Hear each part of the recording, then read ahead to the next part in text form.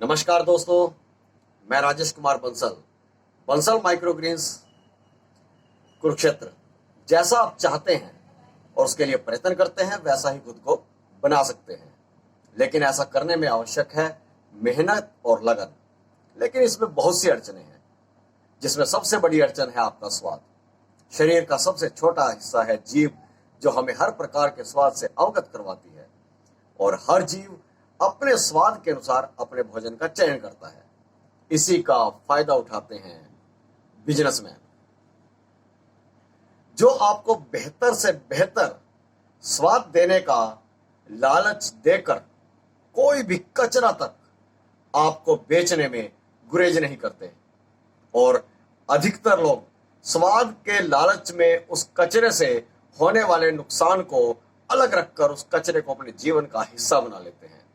जब डॉक्टर के पास जाने की नौबत आती है, तब समझ में आता है कि हमने अभी तक जिसे बड़े स्वाद के साथ खाया, उससे हमारे शरीर को कितना नुकसान हुआ।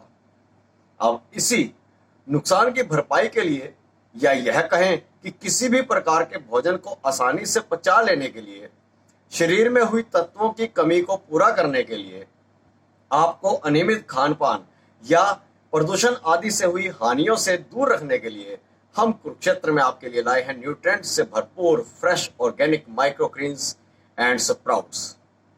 जिसे आसान भाषा में कहें तो वह छोटे नन्हे पौधे आपके फल सब्जियों से 40 गुना अधिक potassium, fibre, protein, calcium, iron, folate, zinc, vitamin A, B1, vitamin B2, vitamin B3, B6, B12, vitamin C, vitamin D, vitamin E, vitamin K आदि से भरपूर है।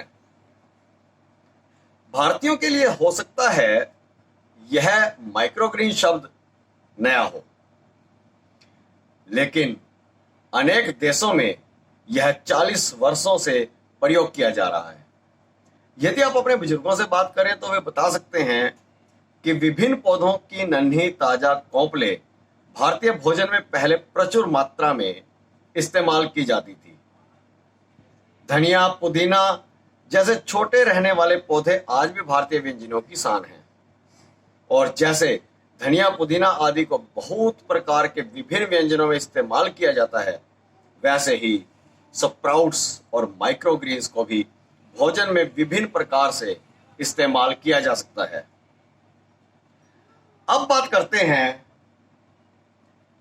कि किस प्रकार के माइक्रोग्रीन्स और स्प्राउट्स आपको रोजाना के भोजन में प्रयोग करने चाहिए। तो वैसे तो हर प्रकार के माइक्रोग्रीन्स और स्प्राउट्स आपके जीवन के लिए विभिन्न तत्वों, खनिज पदार्थों का स्रोत हैं। लेकिन यदि आपको यह ज्ञात है कि आपके शरीर में प्रदूषण या अनियमित खानपान से या एक ही प्रकार का भोजन करते हुए किस प्रकार के तत्वों का अभाव हुआ है, तो उसके अनुसार आप अपने लिए विशेष प्रकार के माइक्रोग्रीन्स और स्प्राउट्स चुन सकते हैं। जैसे यदि आपको चलते हुए अधिक थकावट होती है, सांस चढ़ता है, तो असालिया की मात्रा अन्य स्प्राउट्स, माइक्रोग्रीन्स आदि से अधिक लेनी चाहिए।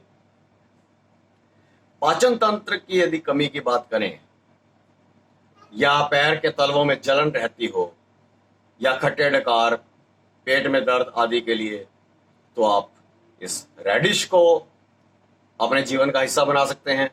इसकी मात्रा को ज्यादा ले सकते हैं। यदि खून की कमी है तो व्हीट ग्रास आप ले सकते हैं। यदि सेक्स में प्रॉब्लम है तो आप सनफ्लावर माइक्रोग्रीन ले सकते हैं। जोड़ों में दर्द, हड्डियों का चटकना या आंखों से संबंधित समस्याएं हैं तो पीस ग्रीन ले सकते हैं। कैंसर आदि संबंधी रोगों को दूर रखने के लिए अमरैंथस ग्रीन का इस्तेमाल आप कर सकते हैं। अब बात करते हैं कि माइक्रोग्रीन्स और स्प्राउट्स को कैसे प्रयोग में लाया जा सकता है। तो हम किसी भी खाने की वस्तु या सामग्री की बात करते हैं तो सबसे पहले उसकी गंध और स्वाद के बारे में जानकारी लेना पसंद करते हैं, क्योंकि खाने से पहले उसकी गंध हमारी नाक को और उसका स्वाद हमारी जीभ को क्रियान्वित करता है। यदि किसी भोजन की गंध ही हमारे अनुसार नहीं होगी तो उसको मुख में रखना हमारे लिए बहुत मुश्किल होगा। और यदि किसी भोजन का स्वाद हमारे अनुसार नहीं है तो उसे खा पाना असंभव है। तो ऐसे में माइक्रोग्रीन्स और स्प्राउट्स को कैसे इस्तेमाल करें? वैसे तो वैज्ञानिक आधार पर यदि हम बात करते हैं माइक्रोग्रीन्स और स्प्राउट्स को, तो सुबह नाश्ते में खाने का सबसे उत्तम समय है। लेकिन आप इसे अपने मनचाहे भोजन में किसी भी समय अपने अनुसार भी इस्तेमाल कर सकते हैं, जैसे पिज्जा पर टॉपिंग करके, बर्गर में टमाटर प्याज आदि के साथ रखकर, किसी भी सब्जी या सेमिया आदि के ऊपर डालकर, या फिर अन्य फल सब्जियों के साथ सलाद के रूप में। वैसे भी आज के समय में इंटरनेट पर माइक्रोग्रीन्स और स्प्राउट्स की बहुत सारी रेसिपी आपके लिए मौजूद हैं, लेकिन उन्हें इस्तेमाल करने से पहले आपको यह पता होना चाहिए कि उस रेसिपी से क्या आपको केवल जो तत्व आपको चाहिए वही मिल रहे हैं। जैसे यदि आप माइक्रोग्रीन्स और स्प्राउट्स आदि को मक्खन के साथ फ्राई करके खाते हैं तो साधारण सी बात है, माइक्रोग्रीन्स और स्प्राउट्स में मौजूद तत्वों के साथ साथ आपके शरीर में कोलेस्ट्रॉल की मात्रा बढ़ जाना संभव है। यदि आपकी उम्र 50 वर्ष से अधिक है तो उन लोगों के लिए कोलेस्ट्रॉल का बढ़ना नुकसानदायक हो सकता है, क्योंकि स्वस्थ रहेगा तन तभी तो बेहतर बनेगा मन। तो अब बात करते हैं अन्य जानकारी। यदि आप कोई भी चाहते हैं तो आप सुबह 10 बजे से लेकर शाम के 5 बजे के बीच कभी भी हमसे बात कर सकते हैं या फिर हमसे मिलने आ सकते हैं। आपकी मदद करने पर हमें खुशी होगी।